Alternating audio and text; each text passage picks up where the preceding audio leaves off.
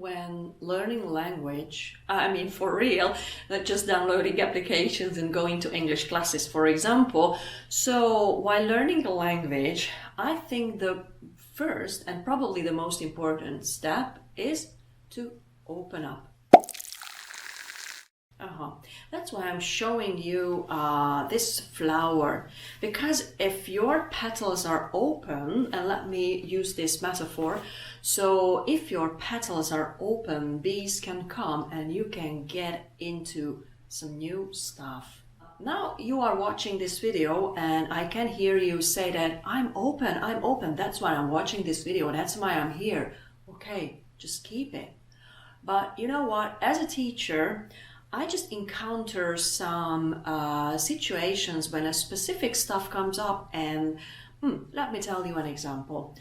Forming a question in English is not so easy, especially if your mother tongue is very, very different from English. There are some basics, and in these basics, sometimes it's difficult to tell if you should use does or do in a question, or is or are. Okay, I'm not talking about this.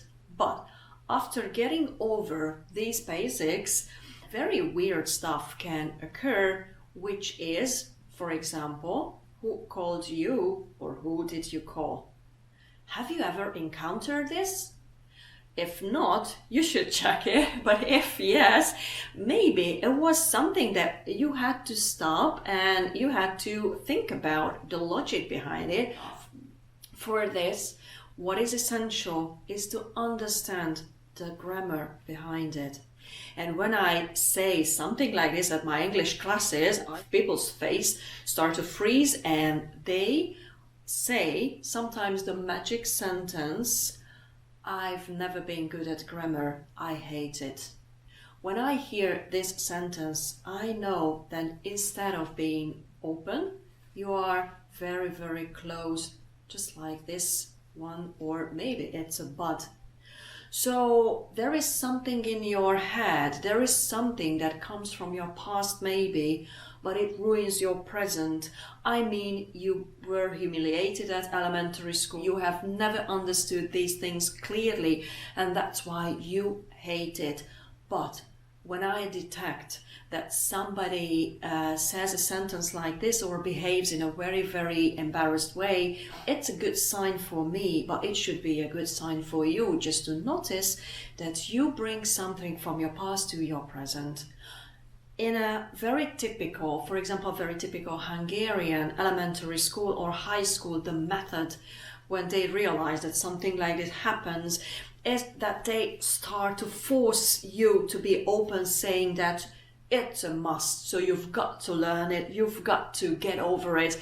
And what the result is? Resistance on your part. In private language schools, the other method is that they say to you that okay, just chill, relax, sit back. You don't have to learn grammar. We don't do grammar here.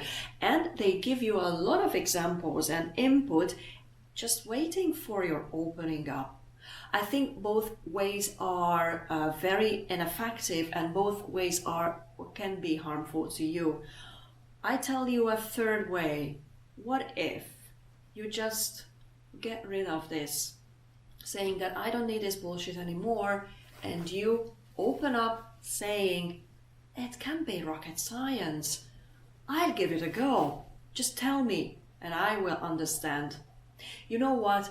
I always trust my students, and this trust pays off because I'm absolutely sure, 100% sure that you are a very, very intelligent and smart person, and on your daily routine, during your daily work, you can cope with much more difficult stuff than anything in English language. So I trust you, you should trust yourself.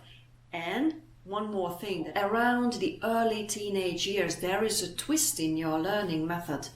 Before that, little kids, little children learn parrot fashion, but after that, the question why is always there. So learning something at a deep level, learning something for good requires understanding, and it's completely up to you. Okay, so if you are open up, we can move on to the next step, which is exposure. Next video.